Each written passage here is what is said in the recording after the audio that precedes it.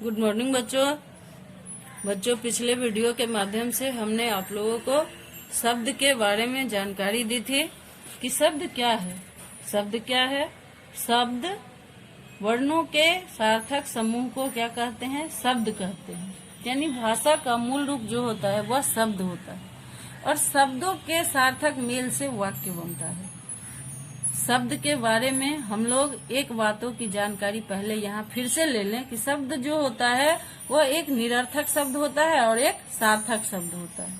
अब जैसे हमने उस वीडियो में आप लोगों को बताया था कि बेर जो है वह बेर क्या है, एक प्रकार का फल है, तो वह सार्थक शब्द हुआ। और जब वह निरर्थक हम उसे रेब कहते हैं तो उसका कोई भी अर्थ नहीं निकलता है, तो वह क्या हो गया? वह निरर्थक शब्द हो गया।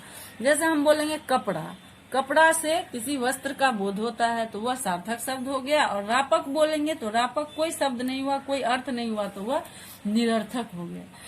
और बच्चों उसकी और शब्द में पिछले वीडियो के माध्यम से हमने आप लोगों को शब्द के भेदों के बारे में बताया था कि शब्द 5 प्रकार के होते हैं। पहला था 5 भेद होते हैं स्रोत के आधार पर।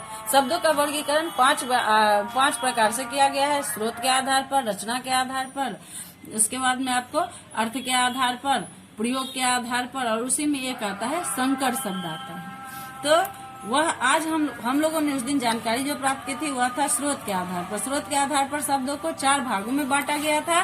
तत्सम, तद्भव, देशज, विदेशज।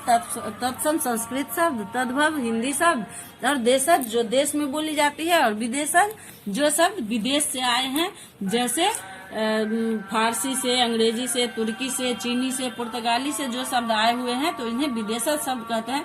आज हम लोग रचना के आधार पर शब्द का भेद देखेंगे। रचना के आधार पर शब्दों के 3 भेद हैं, रूढ़, यौगिक, योग रूढ़।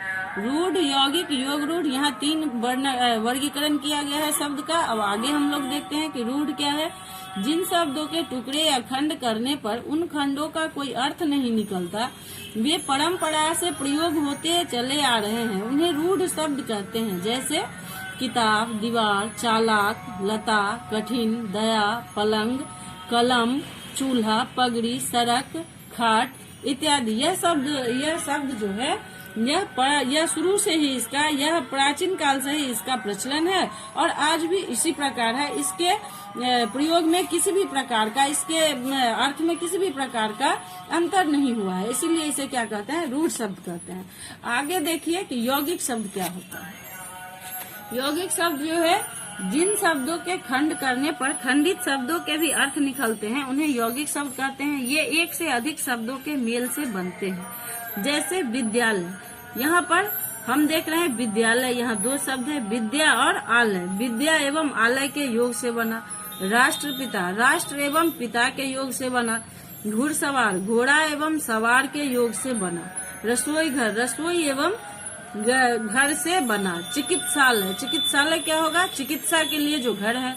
पुस्तकालय, पुस्तकों का जो घर है। खूबसूरत यानी जो बहुत सुंदर है। फूलदान यानी फूल रखने का जो एक उसको क्या कहते हैं, एक प्रकार का वस्तु है यानी गमला है। तो यह हुआ यौगिक शब्द। इसको हम एक बार और परिभाषित करते हैं कि जिन शब्दों के खंड करने पर खंडित शब्दों के भी अर्थ निकलते हैं। हमने रूढ़ शब्द में क्या देखा कि उसका कोई खंड नहीं होता है, उसका कोई टुकड़ा नहीं होता है, उसका कोई अर्थ नहीं निकलता है। लेकिन यहाँ जो शब्द है उसका खंड करने पर उसके दोनों शब्द का अर्थ निकलता है। जैसे विद्या, विद्या तो हम लोग जानते ही हैं, पढ़ना, पढ़ाना, ज्ञान, और आलय तो विद्या का आलय यानी घर। तो यहाँ दोनों शब्द का हम लोग देख रहे हैं कि अर्थ निकला है। राष्ट्रपिता यानी राष्ट्रपिता महात्मा गांधी। राष्ट्र जो है वह एक देश है और राष्ट्रपिता के नाम से संबोधन किया गया था महात्मा गांधी को। घुड़सवार यानी घोड़े पर चढ़ने वाला या घोड़े का सवारी करने वाला घुड़सवार। रसोई घर, रसोई और घर के योग से बना रसोई घर। पुस्तकालय जहाँ पर पुस्तकों का संग्रह होता है। खूबसूरत जो बहुत सुंदर है। फूलदान यानी जो गमला है यानी या फिर फूल जिसमें रखा जाता है। तो यह था बच्चों यौगिक। अब हम लोग देखेंगे योग रूढ़। जो शब्द 2 या अधिक शब्दों के मेल से बनते हैं लेकिन एक विशेष अर्थ के रूप में प्रयोग किए जाते हैं उन्हें योग रूढ़ शब्द कहते हैं।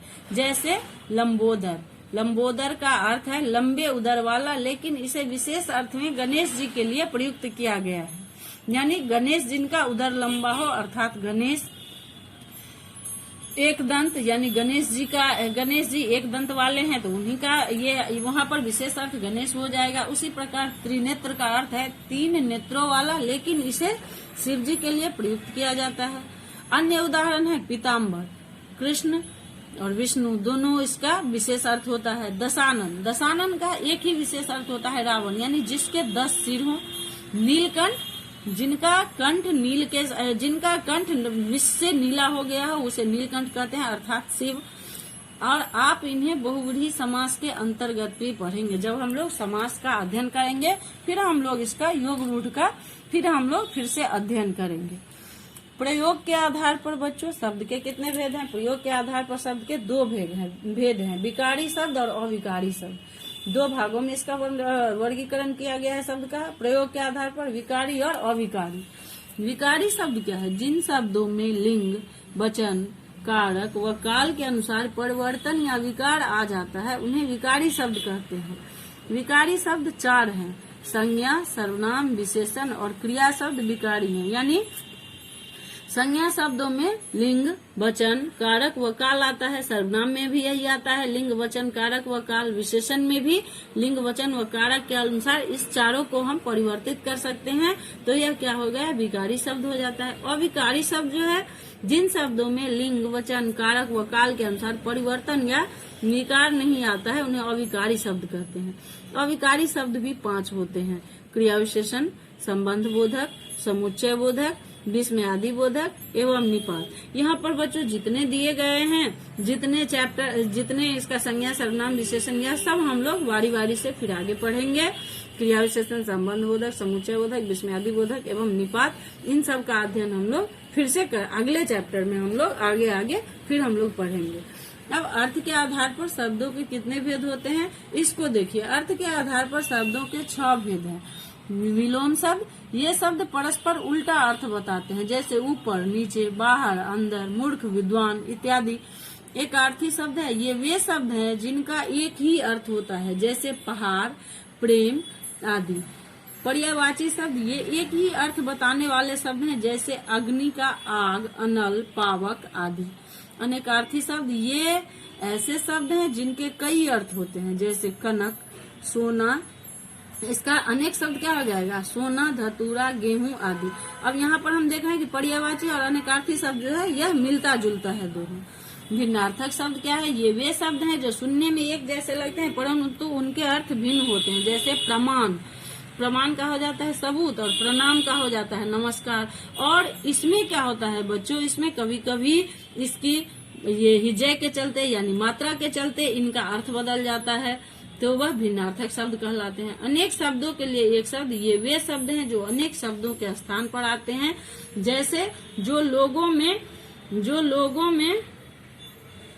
प्रिय हो, लोकप्रिय। यानी इसको हम एक बार हम इसको और का, जो लोगों में प्रिय हो, लोकप्रिय, मंद बुद्धि वाला, यानी जो कम बोलता हो तो मितभाषी, जो मीठा बोलता हो मृदुभाषी, इसको हम इस प्रकार कह सकते हैं। अब हमने इसमें क्या सीखा बच्चों?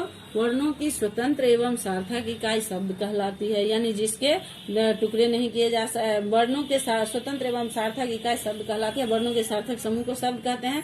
शब्द 4 आधार पर विभाजित किए गए हैं। पहला जो था वह था तत्सम, स्रोत के आधार पर, दूसरा रचना के आधार पर, तीसरा प्रयोग के आधार पर और चौथा जो था अर्थ के आधार पर। शब्द विकारी तथा अविकारी दोनों प्रकार के होते हैं। अब हमने इसमें यहाँ देखा था कि विकारी जो है वह क्या है और अविकारी जो है वह क्या है। विकारी शब्द के अंतर्गत हमने देखा था कि संज्ञा, सर्वनाम, विशेषण और क्रिया आता है। निरर्थक शब्दों का कोई अर्थ नहीं होता, इसकी जानकारी हमने आप लोगों को पिछले वीडियो में भी दिया था और इस वीडियो में भी हमने आप लोगों को दिया है कि निरर्थक शब्द जो होता है उसका कोई अर्थ नहीं होता है। जैसे चप्पल हम बोलेंगे तो वह तो होगा कि पैर में पहने जाने वाला, लेकिन पच्चल बोलेंगे तो उसका कोई अर्थ नहीं होगा, तो यह हो जाएगा निरर्थक। और हमने और उदाहरण दिया था कि कपड़ा बोलेंगे तो कपड़ा क्या हुआ, एक सार्थक शब्द हुआ, लेकिन रापक बोलेंगे तो वह क्या हो जाएगा, वह निरर्थक शब्द हो जाएगा। तो बच्चों यह था हम लोगों का शब्द से संबंधित जानकारी। अब हम आगे आइए प्रश्न उत्तर पर नजर डालें। सार्थक एवं निरर्थक शब्दों में क्या अंतर है? तो जो शब्द का सार्थक कोई अर्थ हो वह क्या होगा? सार्थक होगा। और जिन शब्दों का कोई अर्थ नहीं हो वह क्या होगा?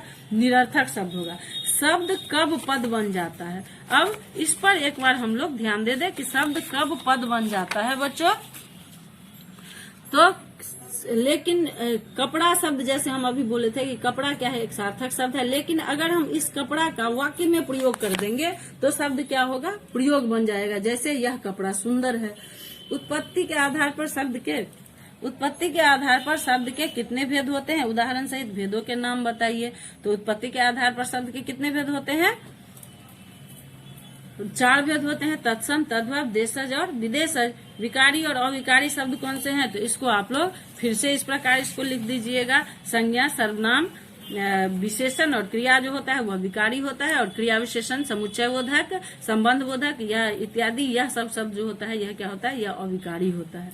अगला प्रश्न जो है बच्चों यह क्या है? उल्लू शब्द कौन सा शब्द है? तत्सम, तद्भव, देशज। उल्लू शब्द जो है यह क्या होगा? यह देश तद्भव हो जाएगा यहाँ पर। फूलदान कौन सा शब्द है? फूलदान यहाँ हो जाएगा, इसका दोनों का अर्थ है तो यह क्या हो जाएगा? यहाँ पर यौगिक हो जाएगा। गिरगिराना शब्द कौन सा शब्द है? गिरगिराना शब्द हुआ देशज शब्द हुआ। अब इसका तत्सम रूप लिखना है तो तत्सम रूप घर का हम लोग क्या लिख लेंगे? घर का हम लोग लिख लेंगे गृह। नाच का हम लोग लिख लेंगे नृत्य। कोयल का लिख लेंगे कोकिल। मीत का लिख लेंगे मित्र। पूरा का लिख लेंगे पूर्ण। किसान का लिख लेंगे कृषक। दधी का लिख लेंगे दही। कर्ण का लिख लेंगे कान। प्रस्तर का मतलब होता है पत्थर। प्रस्तर का लिख लेंगे पत्थर। हरित का हरा। श्रृंगाल का सियार। मत्स्य का मछली। तो यह बच्चों आप लोगों का प्रश्नोत्तर था। इसमें दिया हुआ है कि निम्नलिखित में से रूढ़, यौगिक एवं योग रूढ़ शब्द पहचानिए। तो चालाक जो है यह क्या होगा? यह रूढ़ शब्द होगा। राष्ट्रपिता जो है यह योग रूढ़ होगा। कठिन है यह रूढ़ शब्द होगा। त्रिनेत्र जो है यह योग रूढ़ हो जाएगा। प्रधानमंत्री जो है यह यौगिक हो जाएगा। दशानन जो है यह योग रूढ़ हो जाएगा। विद्यालय जो है यह यौगिक हो जाएगा। जलज जो है यह क्या हो जाएगा? यह योग रूढ़ हो जाएगा। तो बच्चों हमने शब्द के बारे में विस्तृत जानकारी आपको एक बार फिर से दी। इससे पहले रतन सर ने आप लोगों को रतन सर ने भी पढ़ाया था। अब बच्चों धन्यवाद।